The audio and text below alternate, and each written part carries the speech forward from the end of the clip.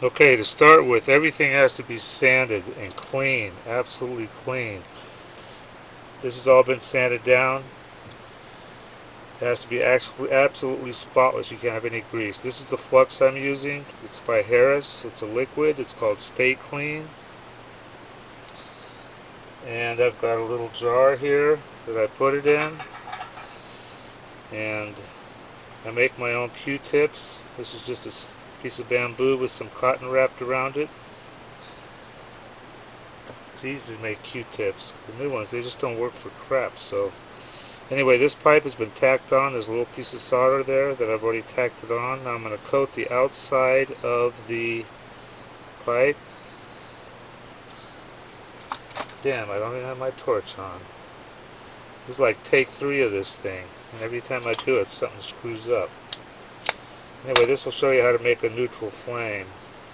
You see that little, I don't know if you can see the little, you want to make that go away with your oxygen. Give it enough oxygen until it's just like that. Okay, so now we're going to heat the outside of this right here. What I want to do is I want to get solder on the outside of the pipe all the way around, okay? Get a halfway decent amount of solder all the way around. Try to heat the inside of it. Okay. Now at this point, you could just heat it.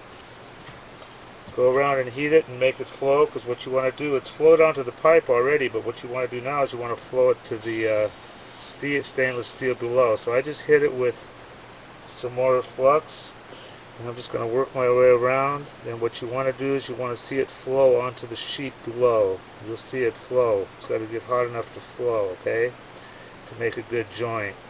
Now you saw all that smoke. You don't want to breathe that crap. I've got a swamp cooler going, and it's blowing the stuff away from me.